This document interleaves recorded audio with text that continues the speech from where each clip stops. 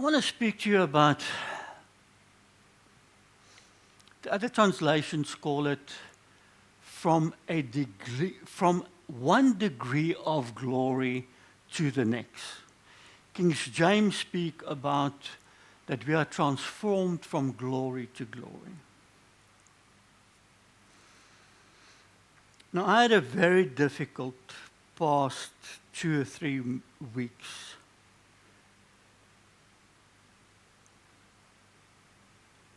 I don't know if you follow some of the what do you call it, podcasters on YouTube. But there's some of the prophets and some of the churches that was really taken out, and rightfully so, because of unjustified things that they did. Not only did, like prophets that would mine information from people's Facebook account and then prophesied over them. I mean, man, come on. Stuff that they manipulated. And it really impacted me, because a lot of these things are things that I truly believe. I believe that we can have conversations with God. I believe that we can have a connection with God. I believe that God is a healer and that He heals today. I believe in prophecy. And to see that whole truth being manipulated did something to me. Because it's like, man, who can I trust? Because these are big names. Who can I trust? And then that question, can I even trust myself? And I had to revisit things that happened in my own life. If I say that God can meet with us and wants to meet with us, I had to go and revisit times in my life where I had an encounter with God. And I had to ask myself, was that true, or did I lie to myself? I remember, and you don't have to believe me, I know, because I'm at this stage now where it's difficult to believe when people tell me stuff, especially when they've got names. I remember one day in my office, I went through a stage where I would either go and lie on my tummy on the office floor or on my back and just pray and focus on God. And I called it spiritual cricket. It's organized time, wasted time. But because I would lie there, and for civilization it meant nothing, because I would just lie there in the presence of the Lord.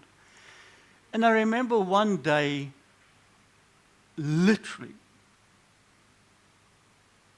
the Spirit fell in that place, where I was so aware of His presence that even my dog got, what's the word now, restless, where Johnny would sit and move from one place in my office like, muff, muff, muff, muff, where he would be restless because of the presence that was in my office.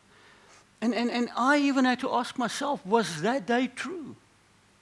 And if it wasn't for my dog that had experienced it with me that day, I probably would have thrown it out of my mind.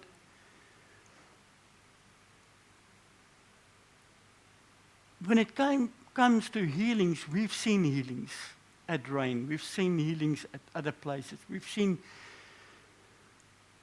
I've seen people getting healed, and I've seen people not getting healed. There's times, I know of 3 people that was healed in church that we didn't even pray for. One was my mum, her knee. She was in church that day and the Lord touched her knee and the pain was gone after a knee op she had. Another one was a friend of mine, also a knee. Another one was a lady that came to church with a child who was sick. And while she was at church, nobody prayed for her. The Lord touched the child and the little girl was running up and down after service. and she told us what happened. Nobody prayed for it, just the presence of the Lord. So, I think it's something that you need to figure out for yourself. But I deeply believe that we can have encounters with the Lord. That there's times where I had dreams, and I would have the same dream night after night, and I would wake up with the words, glory, glory, glory. And so I believe that it is true.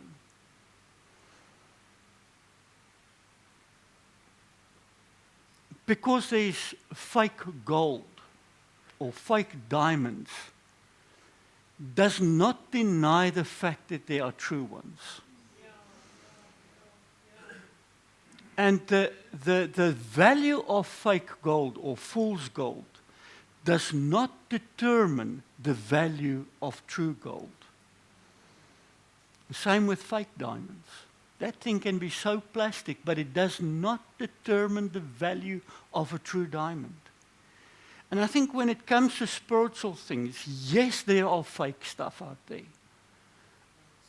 I've experienced it. I can tell you so many things that I experienced in church from pastors and prophets and people that prayed, and there's so many fake stuff. But I've come to realize, and now more than ever, that there are real things happening. That there are real encounters with God. So, the learned name for an encounter with God is a theophany. It's where we get our word epiphany from. But theos, God, theophany, is to have an encounter with God. And one thing that I truly believe is that what Scripture says is true. If it happened to me or not, it's true. I need to bring my mind, my belief system in line with what Scripture says. And that's it. And if a lot of things in Scripture never happened to in my life, it's still true. It's got nothing to do with me. Or put it this way, what happens to me does not determine if this is true or not. Does that make sense? If I believe it or not, doesn't make it less true. It's true because it's there. I believe that with all my heart. And I need to get my mind in line with that. And because people mess it up, doesn't mean this is messed up. Because where people are involved, and especially money and people are involved, there will always be a messed up system. But this is true. And I want you to go on this journey this week as well, to determine for yourself if you truly believe it. Because there are weird and wonderful things in Scripture which I believe is true. So, the next Sunday, the second Sunday of Lent, people normally speak about the transfiguration of Jesus. So guess what we're speaking about this morning? We're going to speak about the transfiguration of Jesus and where he went from glory to glory. From the bikers there, it's like shifting a gear from glory to glory. You know what I'm talking about. Okay, so Romans 5 verse 14 says, "Yet death reigned from Adam to Moses." So death reigned from Adam to Moses, Romans 5:14. Luke 16:16 says that the law and the prophets were until John. And then John 1:17 says, grace and truth came through Jesus Christ. So death reigned from Adam to Moses. From Moses to John, it was the law and the prophets. And from Jesus, it was truth and grace. Okay. So keep that in mind. Now, Luke 9:28. Now, but the 8th day after these, saying, he took with him Peter and John and James, and went up on the mountain to pray. As he was praying, the appearance of his face was altered, and his clothing became dazzling white. And behold, 2 men were talking with him, Moses and Elijah, who appeared in glory and spoke of his departure, which he was about to accomplish at Jerusalem. Now Peter and those who were with him were heavy with sleep. But when they became fully awake, they saw his glory and the 2 men who stood with him. Ek dink hulle het hulle wakker geskrik. As he was saying these things, a cloud came and overshadowed them, and they were afraid, and they entered the cloud. And a voice came out of the cloud saying, this is my son, my chosen one. Listen to him. And when the voice had spoken, Jesus was found alone. And they kept silent and told no one in those days anything of what they have seen. So, a bit pressed for time this morning, so I have to go quickly through this to get to where I want to be. The one thing, okay, that shifted a bit. The opening verse says that he took Peter, James, and John with him, and they went to pray on the mountain. If you notice how many times Jesus went to pray on a mountain, in the hills. When last did you climb a hill? Never mind a mountain. I've got a big Great Dane, Bella.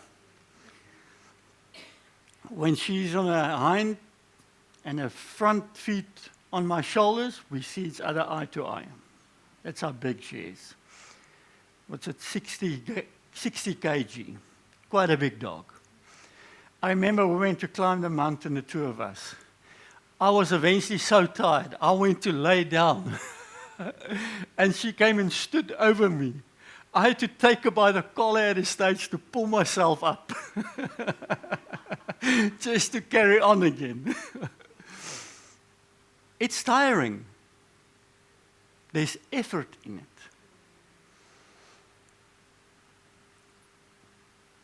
In Luke 6, verse 12, Luke writes and he says, in these days he went out to the mountain to pray. All night he continued to pray to God. Now,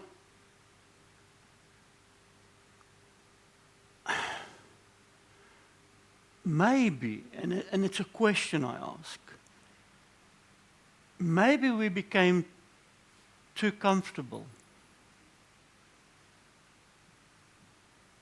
Maybe we don't want to do effort anymore. Because I also say, as many people do, I pray when I drive. And I'm not saying it's wrong. What I'm saying is, if that is the only time that you pray, we've got a problem.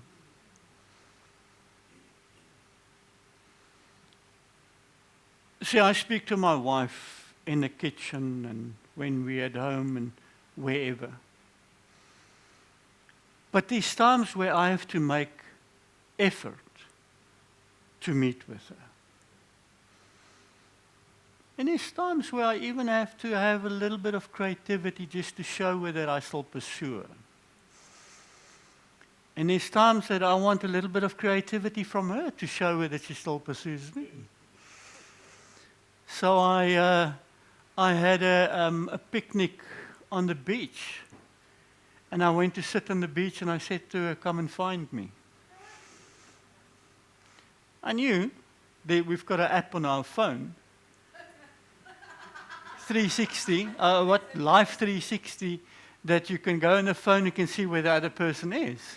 Because when I'm on my bike and you come to a dead stop, that same app gives her a warning. So we're on that app for various reasons. So I knew if I said to her, come and find me, she's got more than 2 brain cells. She will look on the app to find me. You hear what I'm saying? Huh? Yeah, and she did find me. But there's times where we pursue one another a bit more. But we speak in the kitchen, we speak wherever, we speak in a car. And I think with God, when it comes to prayer, it is the same. Jesus did the effort thing. He climbed the mountain to speak to his dad. Not because he's closer. I don't know why. But there was effort. I love my sleep. Jesus went throughout the night. God blessed me with a Bella that wake me up every night at 3 o'clock because she wants to go outside. So every night, I've got time to pray. And I've learned this now. It becomes easier. But I love my sleep. Ask my wife. It's sometimes there's effort that we need to put in. And my question is, we are, as modern Christians, I think, and it's my opinion, I think we slack a bit. We pick the easy way out. We've got a microwave culture. When my mum got a microwave, there's my mum. And that was in the 80s. She did everything in that microwave. She tried baking bread, she tried baking cake, she tried baking whatever. And whatever came out of that thing when it said ping and didn't work, we had custard over it and called it pudding. So it was like when that thing said ping, you wanted to hide away because you don't know what was going to exit. But we've got that same mentality in terms of microwave culture. When it comes to spirituality, we want things quick.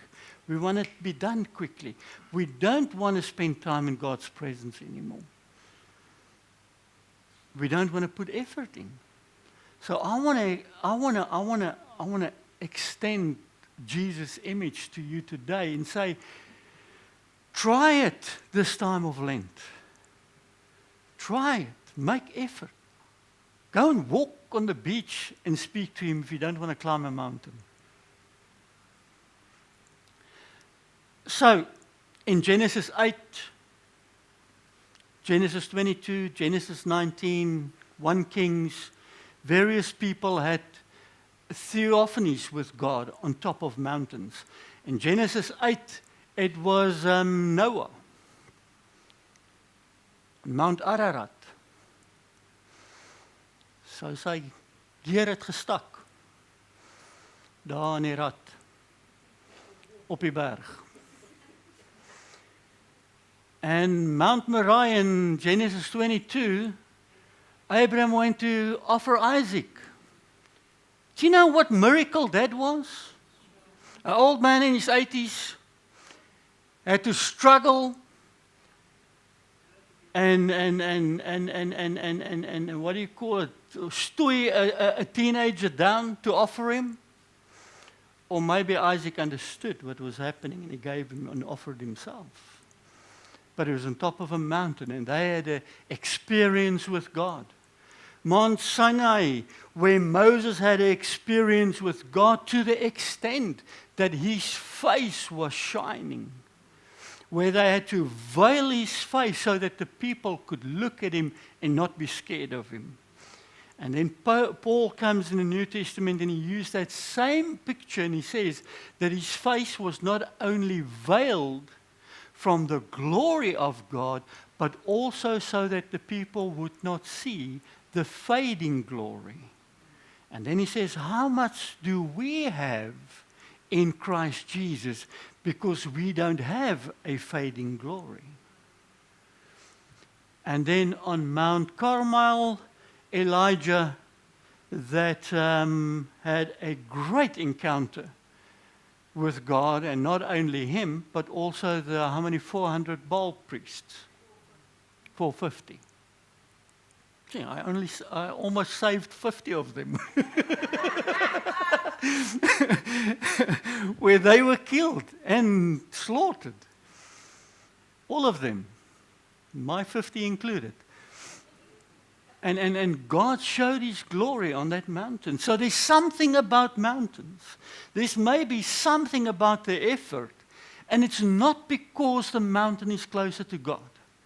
That I don't believe. Because he does not live up there. Pastor, I pray to the ceiling. And it just stops there. It's like, dude, you don't have to pray further than the ceiling because Christ in us, the hope of glory. You don't even have to pray to the ceiling. He's living inside of us. We are saturated with him. But there's something about seeking out God. So in Luke 9:29, as he was praying, the appearance of his face was altered, and his clothes became dazzling white. So if you read this carefully and you think of Moses, you almost want to see Jesus being, what's the word now?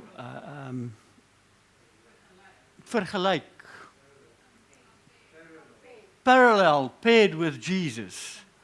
Compared with Jesus. Where Moses went up the mountain to have an experience with God. Moses took people with him, and three of their names were named. It was all family, and 3 names were named when he took them up the mountain. And he had an experience with God, and his face shone. And now you see you see the same thing with Jesus. Jesus went up a mountain. James, Peter, and John he took with him. 3 names. And when he was up on the mountain, something happened to him. He started to shine. And when Moses came down the mountain, 2 tablets testimony, okay, Moses did not know that his skin and his face shone because he had been talking with God. So he had to veil himself. We spoke about that, okay? So the difference between Moses was like a mirror. He just reflected God's glory. But Jesus was God. He revealed who he was. It was as if the veil, if the curtain was drawn a little bit so that we can peep in and see something about the glory of Jesus. It's like, man, there's more about him.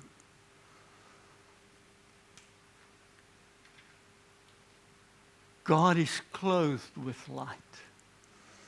And he was shining. And it's like, wow, look at that. Where the fading glory with Jesus, with Moses happened, there was no fading glory with Jesus. Instead, they were discussing his exodus. What did Luke say? His parting. The Greek word there is exodus. And that reminds me of Moses taking people on an exodus from Egypt to the promised land. And now Jesus came and he spoke to Moses and to Elijah about his exodus, about him leaving this place and move from this level of glory to the next level of glory where he would be resurrected from the dead and be taken up his rightful place as King of Kings again. Does that make sense? So, in Matthew 17 verse 2, and he was, so that word transfigured, Luke does not use that word, but Matthew used that word. For the word transfigured is metamorpho, where we get our word metamorphosis from. As metamorphosis is gedaanteverandering, is where you get a butterfly that was a worm, and then it forms that cocoon thingy, and then it becomes a butterfly, and every phase looks different. So Matthew, to describe this form from glory to glory, he used the word metamorphosis. There's only 2 places in Scripture that the word metamorphosis was used. The one is in Romans 12:2. Do not be conformed to this world, but be transformed by the renewal of your mind. So don't be like this world, but may your mind, may you experience on your mind a metamorphosis of change from the way we think in the world to the way we think as a believer. He says, may we have the mind that's up there and not the one that's down here. And the third time that it was used was in Colossians 2, Corinthians 3 verse 18, where it says, and we all with unveiled face behold the glory of the Lord, being transformed into the same image from one degree of glory to another. So King James says that we are being transformed in the same image as Jesus from glory to glory.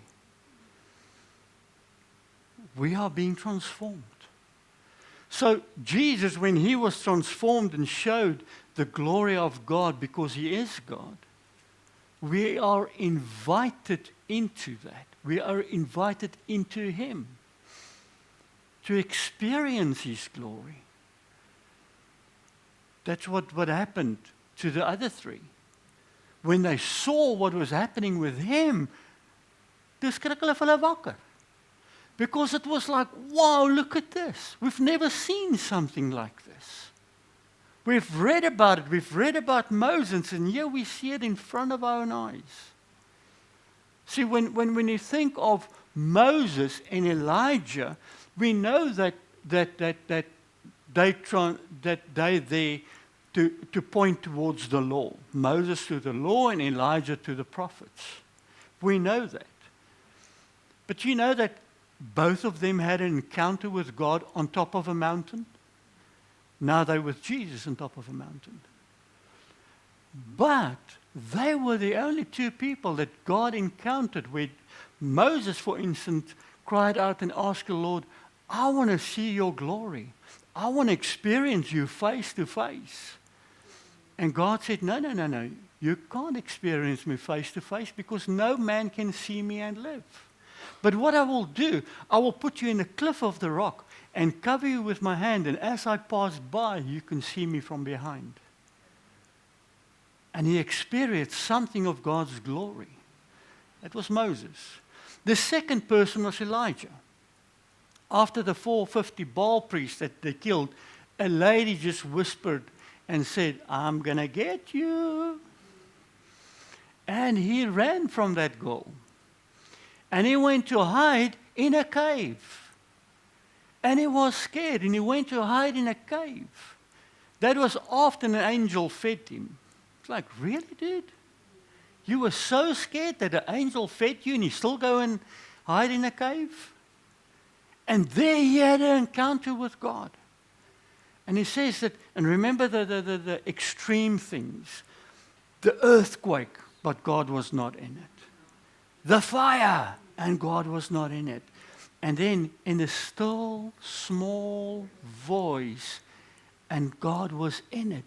And then he realized that God was passing by, and he says he went to stand in the opening of the cave, and he covered his face. Why? Because he knew no man that sees God will live. And he covered his face, and he had an encounter with a living God. And it is these two that had an encounter with God on top of a mountain that Jesus now meets on top of a mountain.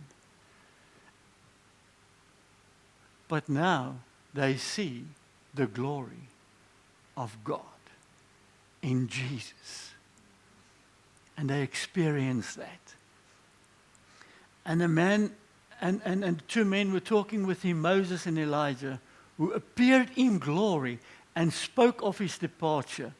That departure, Exodus, and I spoke to you about that. Moses led the people out. Jesus spoke about his exodus, about him leaving this world. Okay, now Peter and those who were with him were heavy with sleep, but when they became fully awake, they saw this glory, and the two men stood with him. As he was saying these things, a cloud came and overshadowed them, and they were afraid as they entered the cloud. And they were afraid as they entered the cloud. The cloud overshadowed them. And they were afraid as they entered the cloud.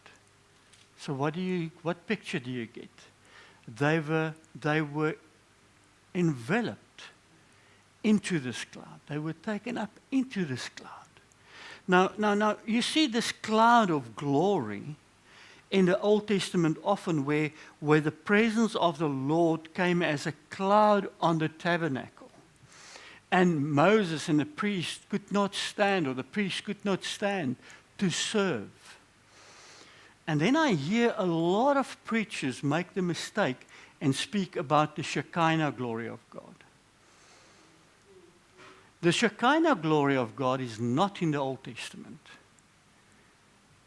It speaks about the Chavot of God, the glory of God, the Chavot. Shekinah is used in the Kabbalah language.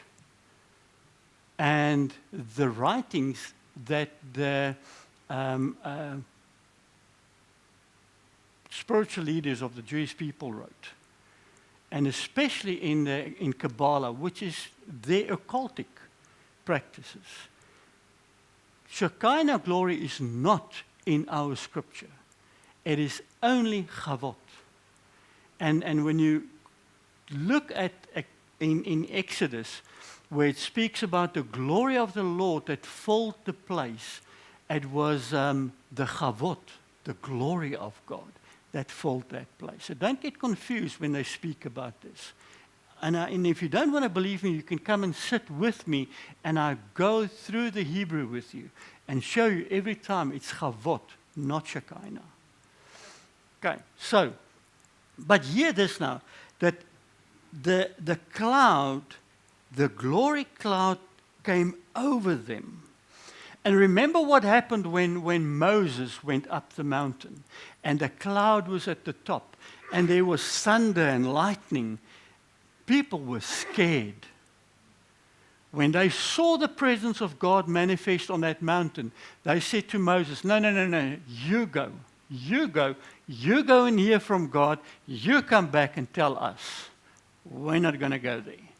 And the disciples had the same experience when this cloud enfolded them.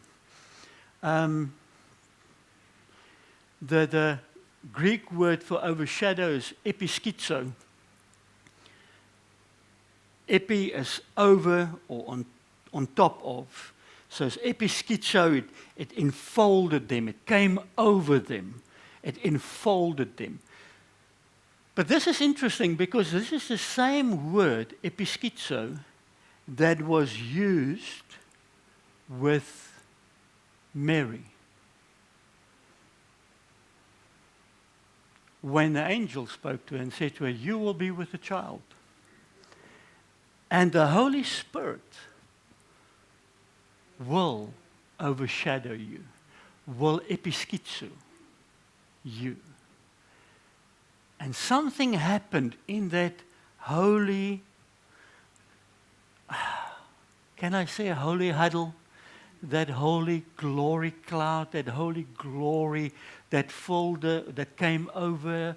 She became pregnant with the Savior. And she carried the Savior. See, in the Old Testament, when the Chavot covered the either the temple or the tabernacle, they were aware of the presence of God in that place.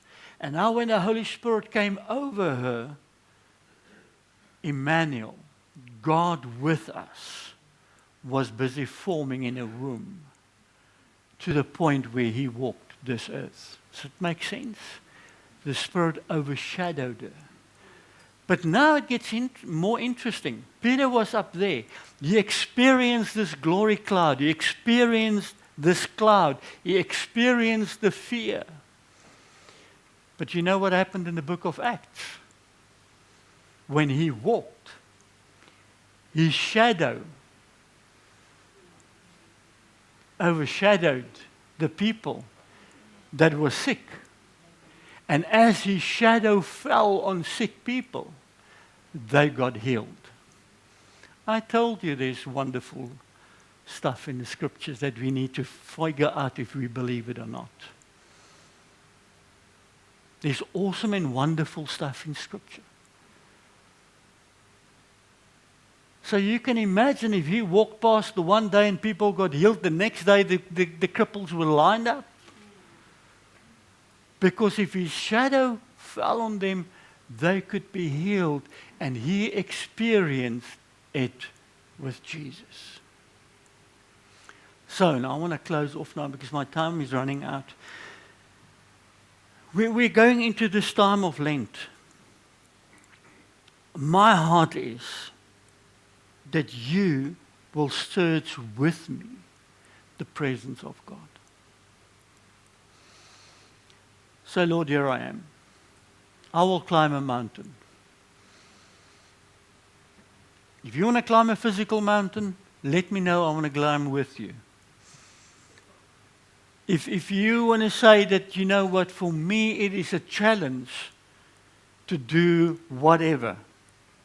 This is my challenge. And I will do this as I pray. Do it. Whatever is your challenge. If there's something that you've never done before that was always a challenge, I want to ask you to do it prayerfully. And say, Lord, this is my effort to connect with you. But when you do it, know it that God can and will and wants to connect with you. There's different ways that he connects with us. Sometimes it's glorious, like this one with Jesus. Sometimes it's like my mum knee that got healed and nobody knew of it. Not even her. Only afterwards she realized that the pain was gone. That friend of mine, when he got home, he walked up the stairs and he realized, hey, my knee is not sore anymore. He didn't even know that God touched him. Not even getting to the car, he realized it. Only when he got home and he walked up the stairs where he normally had pain, there was nothing. See, God sometimes works so subtle in us. So I want you to become aware of that subtleness. And don't make that less because it was an encounter. Does that make sense? So may you this week Say, Lord, here I am. I want to pursue you like never before. I want to pursue you not just with a kitchen talk, but I want to put effort in. Do at least one action this week that takes effort. Good. And may He overshadow you with His glory. May you become so aware of God's doxa, or chavot, and His power, His presence and His power. May you become so aware that He is involved in your life. Father, I thank you for every person that is in this place this morning.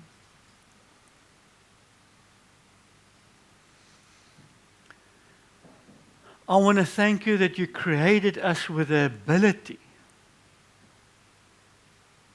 to experience you. That you created us with the ability to become aware of you. Father, I pray and I thank you for the desire that you've placed in us to want more of you. Now, Holy Spirit, I pray that you will, that desire and that pulling will be more this week, more than usual. And that you will draw us and pull us to the mountaintops. And I want to thank you for this, Father God. Father, I want to thank you for every person in this place, for every family member of Rain and every family member within Christianity. I thank you, Father, that we can be there to bring one another to an honest place in your presence. And that we don't have to do this alone. But when we're tired, we've got a friend that can pull us up the mountain. And I want to thank you for this. May your glory in us go from glory to glory in the likeness of Jesus. Father, I pray that we will be able to shift a gear this week. In Jesus' mighty name, amen and amen.